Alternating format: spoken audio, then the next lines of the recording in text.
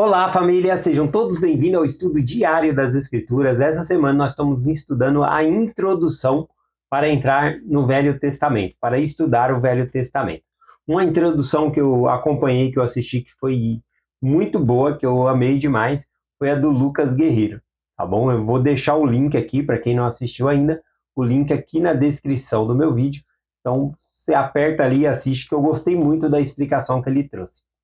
Vamos lá para o nosso estudo, então, aqui, a introdução. Hoje a gente vai trazer a introdução aqui do manual, falando sobre o Velho Testamento testifica de Jesus Cristo. A gente precisa encontrar Jesus Cristo, né, dentro do Velho Testamento. E, na verdade, não é igual procurar agulha em um palheiro, não. Está cheio de símbolos a respeito de Jesus Cristo no Velho Testamento. Então, o manual trouxe algumas escrituras aqui para mostrar para nós fazer esse simbolismo, esse link, tá bom? Para que nós possamos encontrar o nosso Salvador no Velho Testamento. Bom, a gente vai encontrar ele com os símbolos ou até mesmo com outros nomes, como Messias. É muito usado aí no Velho Testamento como Messias. Ou Jeová, tá bom? Mas esse também vai ser um dos tópicos da aula essa semana. Então vamos aqui para as escrituras que o manual trouxe, tá bom? Ele vai trazer aqui a questão lá de João, capítulo 6, que Jesus Cristo ele fez uma grande multiplicação de pães, e aí o povo começou a seguir Jesus Cristo por conta do alimento. E aí então eles queriam mais alimento e falar, Moisés deu o pão do céu, se referindo ao maná. E aí Jesus Cristo começa a ensinar algumas coisas para ele. Então vamos primeiro aqui no Velho Testamento, que vai falar sobre a referência que Cristo está citando, né, e que os judeus falaram para Jesus também. Então fica aqui, né, falando sobre o maná, lá em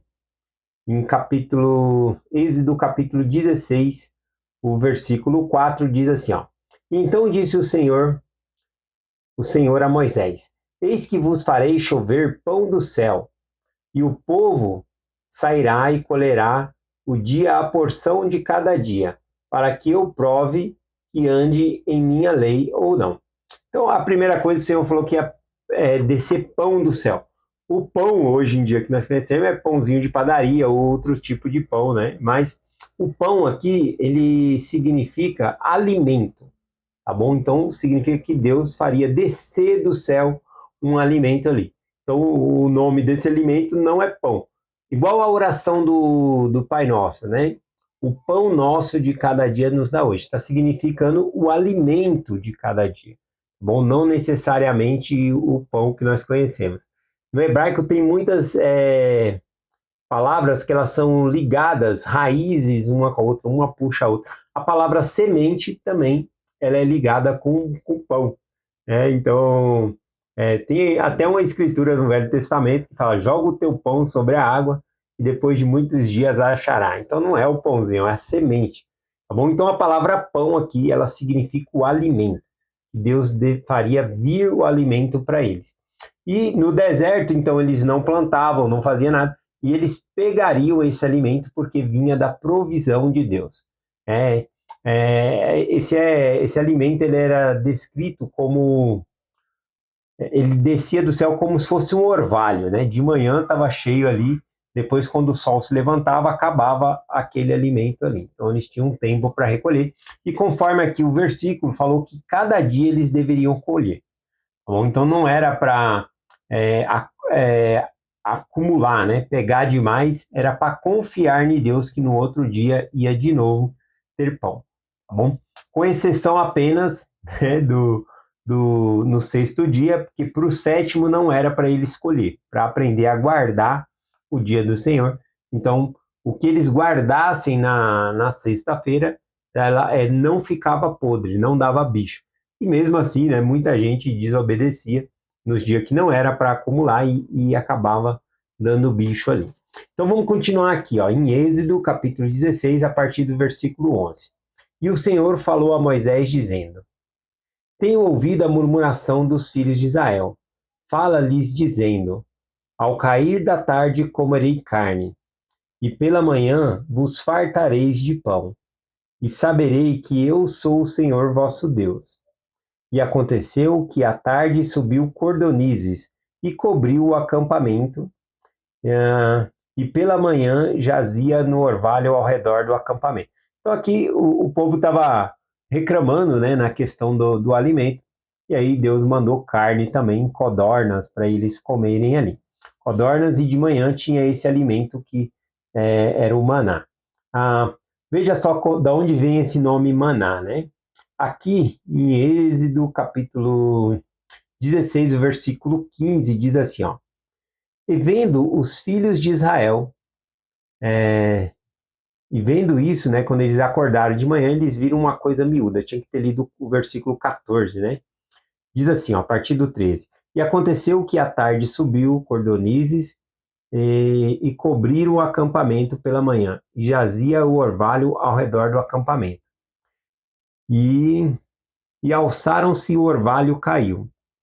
E sobre a face do deserto estava uma coisa miúda, como se fosse um, algo cristalizado, né?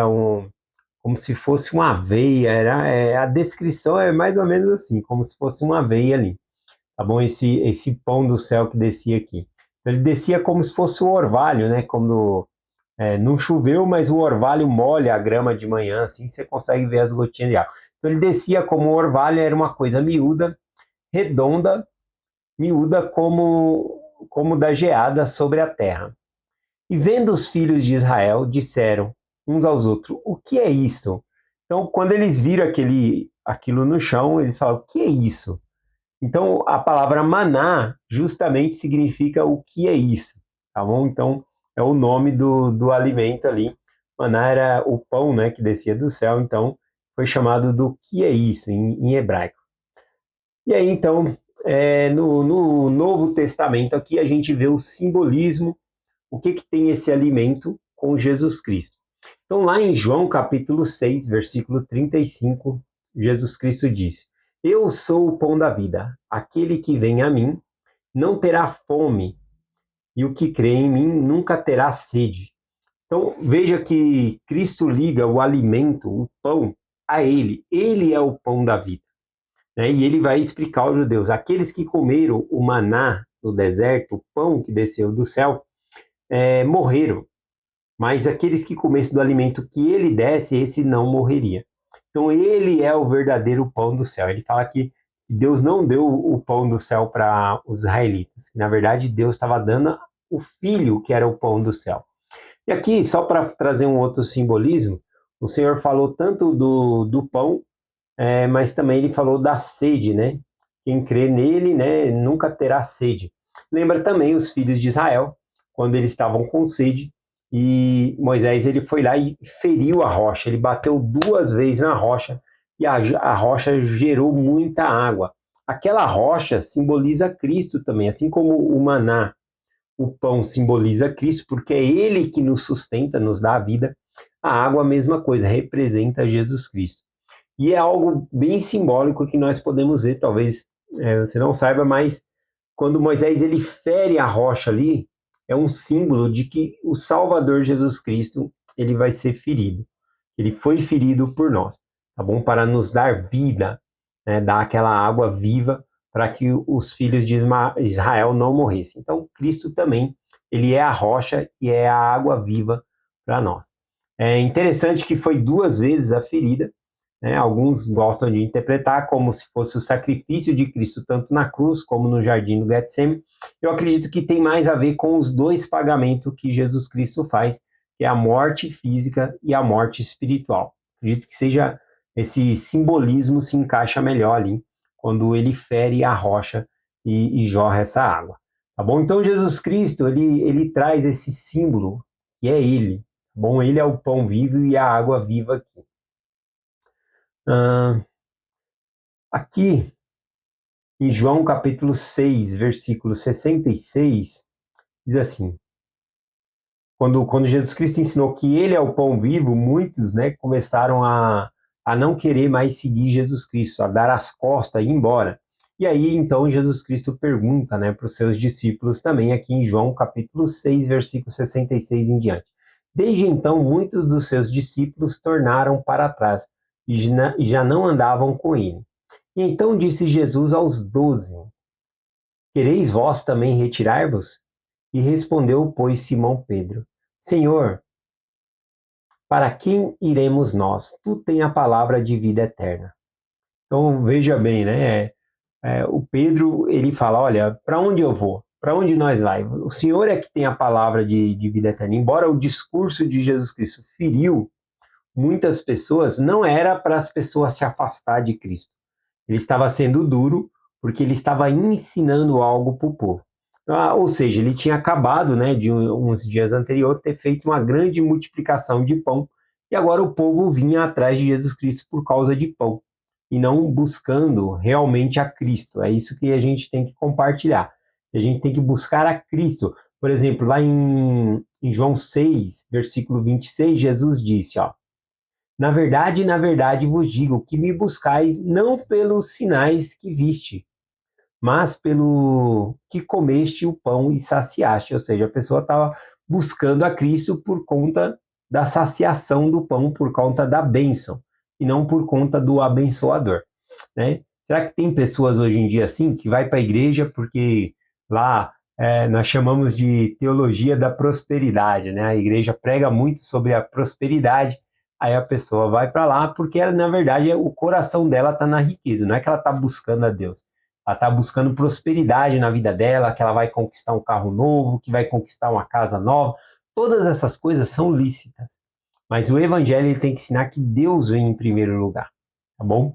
Então, aqui a mesma coisa. Eles estavam buscando a Jesus Cristo, como Jesus Cristo menciona, que era pelo alimento, e não buscando ao próprio Senhor aqui. Então, Jesus, ele na verdade, ele não está rejeitando essas pessoas, ele está rejeitando o comportamento delas. E aí, então, elas se ofendem e se afastam. Jesus não pede para as pessoas se afastar, ele chama as pessoas, tá bom? Então, o que Jesus Cristo ensinou? Ele ensinou que essa comida que nós temos, ou até outras coisas, como nós mencionamos aqui, carro, casa, essas coisas são temporárias.